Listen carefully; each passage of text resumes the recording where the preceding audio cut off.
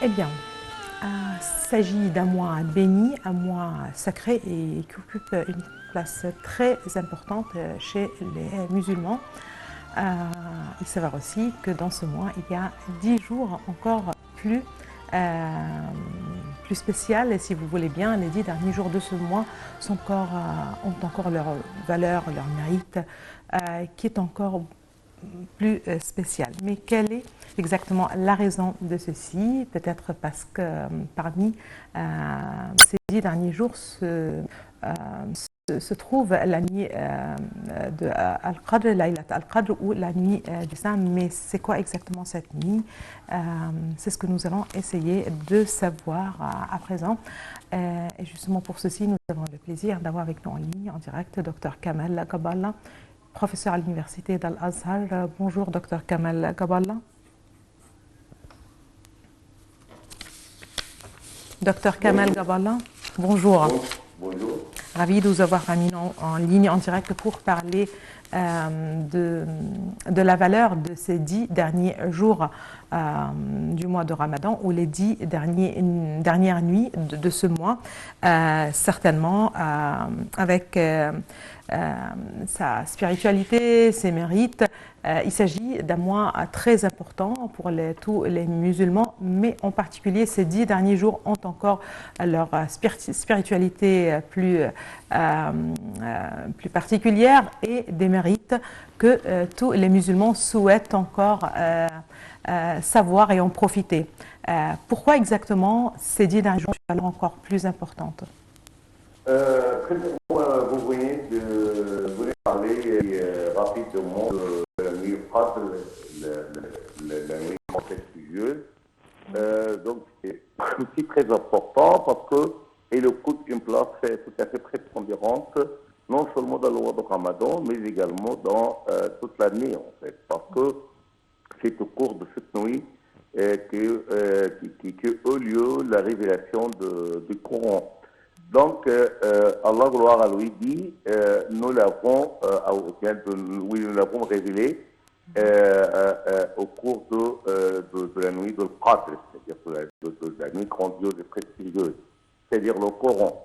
Donc, la descente même du Coran donne davantage, en fait, une importance à cette nuit, c'est-à-dire elle est glorieuse, tout d'abord, mais sa gloire, en fait, s'accentue et augmente en raison de la descente du Coran, donc d'une façon double, d'accord? Donc, cette nuit aussi, la répétition de veiller quelques cette nuit, vous, l'adoration pour 1000 mois, c'est-à-dire plus de 83 ans. Donc, on rapporte dans le hadith, le prophète, salut sur lui, dit, il y avait avant vous un homme qui a passé 83 ans à adorer Allah, gloire à lui. Donc, il était tout à fait chéri par Allah, tout à fait, en fait, agréé par Allah. Donc, les compagnons du prophète ont dit, mais malheureusement, nos âges ou bien nos vies ne pourraient pas atteindre à cet âge ou bien pour adorer Allah, en fait, assez longtemps comme cette personne. Donc, le prophète a dit, Allah vous a compensé, en fait, de la courte durée de vos vies, par vous donner une seule nuit par an dans l'adoration est rétribuée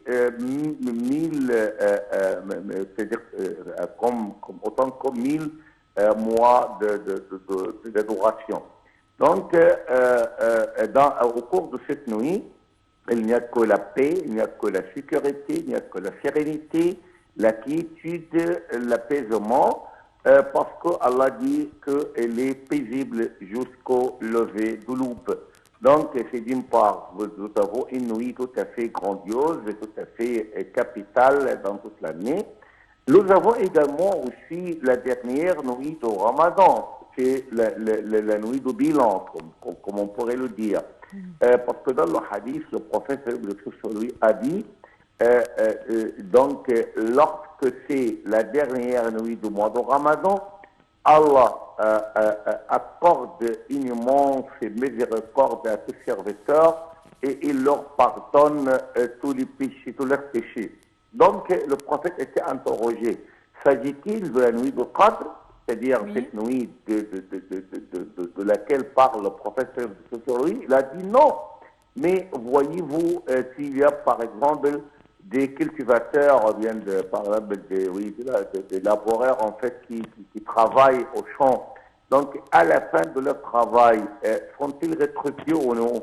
Donc on a répondu certainement oui, hein, bien, mais donc le prophète il a dit, donc ils font le musulman, il y a le croyant qui ont observé le jour du mois de Ramadan, récité le Coran, en fait, faire des prières surrogatoires et tout, des aumônes. Donc, ils seront rétribués par le pardon et l'intelligence divine, en fait, à la fin du mois de Ramadan. Donc, nous avons plusieurs avantages, en fait, de ces jours. Et il ne faut pas oublier que c'est avant tout la dernière chance pour le musulman qui peut-être n'a pas bien accompli ses actes cultuels au cours du mois de Ramadan, de rectifier sa conduite et son itinéraire. Super. Donc, une nuit encore une fois très spéciale, très particulière. Et comme vous l'avez justement précisé, ça peut tomber n'importe quelle nuit, peut-être dans les 10 dernières nuits de ce mois, surtout entre 21, 23, donc les nuits impaires. Justement, quand on ne connaît pas exactement laquelle est la nuit du destin, quelle est la nuit exactement qui a connu la révélation, aujourd'hui, comment conseillez-vous, ou quel conseil vous donnez aux musulmans ou aux croyants, ceux qui font leur ramadan, ceux qui souhaitent profiter au maximum justement de cette nuit? Quel conseil vous donnez à ces gens?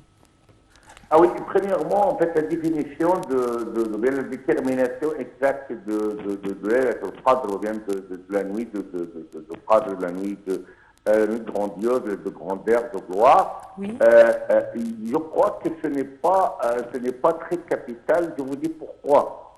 Parce que peut-être, on pourrait dire par exemple que peut-être cette nuit, c'est la nuit du destin, ou bien c'est la nuit d'après, ou bien oui, il se trouve exactement dans les nuits impaires c'est-à-dire 21, 23, 25, 27, 29. Mais l'essentiel, ce n'est pas la détermination même. Tout parce que on pourrait dire que c'est cette nuit, par exemple, mais moi personnellement, est-ce que je pourrais en tirer profit? C'est l'essentiel. Justement, qu'est-ce qu'il faut faire? Qu'est-ce qu'il faut observer?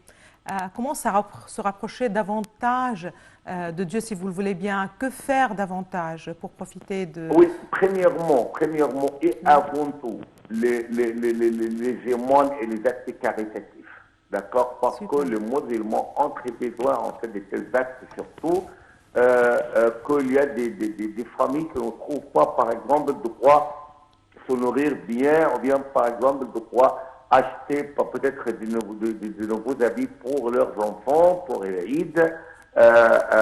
Donc, il y a plusieurs choses. Donc, en tête des bonnes œuvres, il y a les dépenses dans le sentier d'Allah. Il y a les actes caritatifs. Donc, il faut augmenter les actes caritatifs, mais d'une façon, si vous voulez, secrète. Parce que on ne pourrait pas, par exemple, blesser le pauvre par en fait éprouver publiquement ce qu'on fait en leur faveur. C'est d'une part. D'autre part, il faut, je dis pas qu'il faut réciter davantage le Coran, mais il faut méditer sur le Coran. Il faut lire le Coran d'une façon attentive, comme si on le découvre pour la première fois. Parce que toujours les versets coraniques sont très bien enrichis de plusieurs sens, directives, enseignements, consignes, instructions, orientations et tout. Donc, il faut très bien méditer les versets coraniques, contempler le Coran, lire le Coran attentivement et d'une façon si approfondie. Donc, il faut essayer en fait de rester longtemps en mosquée si on n'arrive pas à faire la retraite spirituelle à cause peut-être du travail, à cause d'autres circonstances, et peut-être on n'est pas assez proche d'une mosquée où se trouve la retraite spirituelle. Donc, on pourrait, par exemple, quelques heures, en établissant l'intention que c'est pour l'i'tikaf ou bien pour la retraite spirituelle.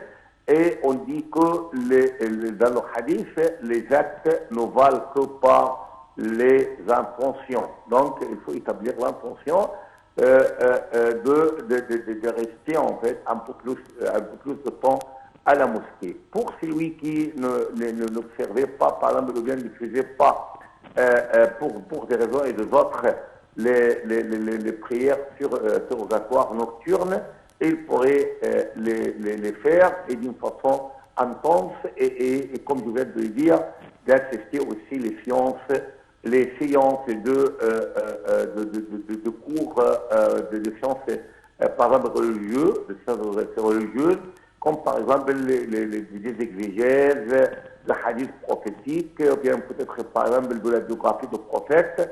Donc il faut essayer si vous voulez, de s'acquérir dans le cadre du possible de hasanat, c'est-à-dire de bonnes actions et d'une immense rétribution. C'est cela la voie menant à l'agrément d'Allah et par conséquent au pardon, à l'indulgence. Oui. Et ce sont les choses attendues en fait d'assister la nuit d'Al-Qadr. Donc c'est exactement ça. Parfait, merci. Merci beaucoup à vous, Dr Kamal Gaballa. Vous êtes professeur à l'université d'Al-Azhar. Merci à vous pour toutes ces informations et pour votre intervention. Monsieur, merci à vous aussi de nous avoir suivis ce matin. Reste justement à vous rappeler que selon ce que Dr Kamal Gaballa nous a dit, nous a rappelé, justement, il s'agit de multiplier les bonnes actions. Encore une fois, on vient de parler des 10 dernières nuits du mois de Ramadan, dans l'une desquelles tombe justement la nuit du destin ou Laylat al-Qadr. Tout de suite, je vous propose un commentaire justement sur ces 10 dernières nuits et je vous remercie encore une fois de nous avoir suivis ce matin. Le messager de Dieu, que la prière et la paix de Dieu soient sur lui, avait l'habitude de faire revivre les 10 derniers jours du mois du Ramadan et de leur accorder une grande attention, car il redoublait l'assiduité dans le culte et tenait à exhorter les gens à plaire à Dieu et qu'il soit glorifié, exalté, afin de recueillir les bonnes actions et les récompenses. En ces jours bénis, le musulman tient à se rapprocher de Dieu Tout-Puissant en multipliant les bonnes actions, en accomplissant les 5 prières quotidiennes et les prières de Tarawih, en récitant le Saint-Coran et en évitant les mauvaises actions.